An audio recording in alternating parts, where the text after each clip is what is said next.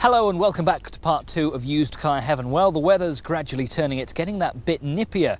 The clouds are looking a bit dark up there, but we've decided to open the roofs on 2 convertibles and cabriolets for you. First of all, an interesting one, a car you don't see many of on the roads, the Peugeot 306 Cabriolet. This is a 2-litre.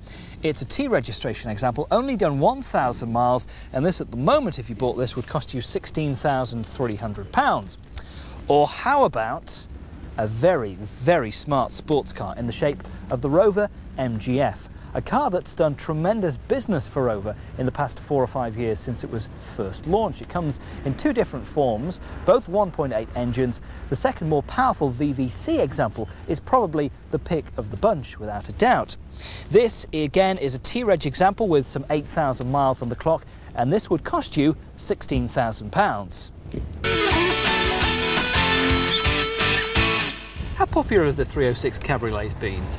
Not too bad, actually. There isn't that many about in the marketplace when you're looking at the 306 itself is actually a superb car, and it's a very, very popular vehicle throughout. The cabriolets, there just doesn't seem to be that many of them about in comparison to other marques of cabriolets. Do you think it's the styling, or, I mean, what do you put it down to? When you look at the styling of the vehicle, compared to other marques that are out there, it's actually a very, very attractive car. Basically, they've got the full cabriolet, that some of them have the rear head restraints on them, make them look very smart. They look very similar to the BMW 3 Series. In actual stance on the road, I think they're a very, very attractive car.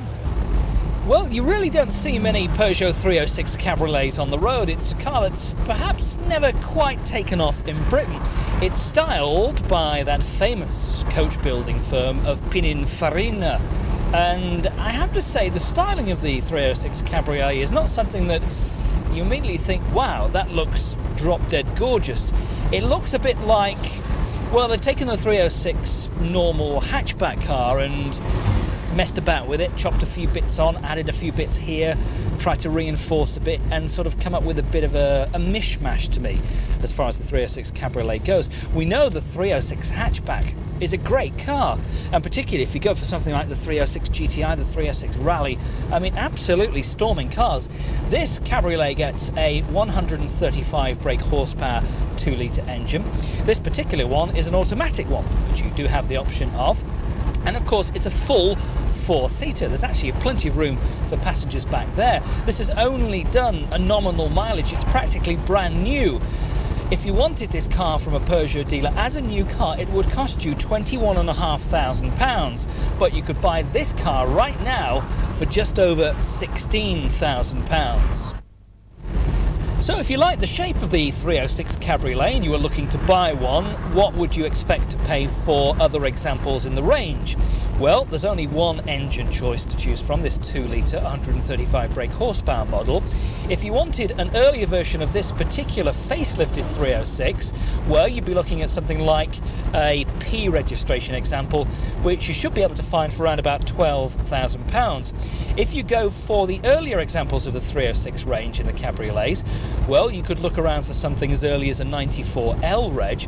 Again, for that, expect to pay, at the moment, perhaps £6,500 to £7,000. Now, what about reliability and build quality? Now, this is where unfortunately the tale saddens with them, is they had a very, very rough time with build quality. There were certain faults on the vehicles. JD Power Survey, which is renowned to be obviously the #1 survey in the UK, which assesses all the vehicles for reliability, dealer network services and things like that, the car actually came in the bottom 20 out of 120 cars. So it really was that bad? It was bad, yeah. They've had some persistent faults with the vehicles since they've been launched. Now, obviously, they're trying to basically get over that, but unfortunately, it has stuck with them a little bit. I mean, maybe people kind of think, well, the original MGs, there were always little niggles and problems on that, and in the new one, you get exactly the same. Problem going back there 20 years ago, that probably was the case. When you come to the future that you're in now and the technology that's around, you shouldn't be encountering any problems with the vehicles, or not such that they have. Now, the Rover MGF is just such a different car to the Peugeot 306. That's more of a cruiser, the sort of car that would appeal to somebody who wears shell suits, baseball boots, and goes on holiday to Tenerife. The MGF is the sort of car that would appeal to somebody who wears smart suits, braces, who might be described as a bit of a yuppie. It's that sort of appeal that the MGF attracts, but it really is just tremendous fun. It's a very cramped cabin. To be perfectly honest, there's not a lot of room here. But you get some nice little touches like, well, a decent stereo system, no air conditioning, electric front windows, power assisted steering, which offers just the right amount of feedback for the driver. I think it's not too light, not too hard, but a good feel to it. But it's a really forgiving car to drive. Of course, it's mid-engined, rear-wheel drive, and offers near perfect weight distribution. This is the 1.8 standard MGF that we're in, which produces 120 brake horsepower. But it goes. Believe me, it goes. There's also the more powerful 1.8 VVC engine, which produces 143 brake horsepower. And apart from the difference in the engine, gets a few extra bits and bobs like electric seats and air conditioning, things like that. But I mean, basically, it's the same car underneath. So if you've really set your heart on buying an MGF, what could you buy one for? What sort of money would you be looking at for an early example? Well, they were first introduced in 1995, so the earliest ones would be on an N plate, and they're certainly less now than £12,000 for one of those early examples. Look for something that's maybe done 40 or 50,000 miles, and it could cost you between £10,000 and £11,000. The 1.8 is certainly a lot cheaper than the VVC. At the moment, the new price differential is some £3,000, 18.5 for the 1.8, 21.5 for the VVC example. This is a 1.8, it's done 7,500 miles on a T plate, and this at the moment at a dealer would set you back £16,000. But it's a great fun little car, and compared to something like a BMW Z3 is a fair bit cheaper. Z3s are £19,000, £20,000 still at the moment, despite there being a new Z3 model out. Other rivals, well, I guess you might look to something like a Lotus Elise, but for a cut price, sports car, mid-engined as well, rear-wheel drive, you can't beat the MGF.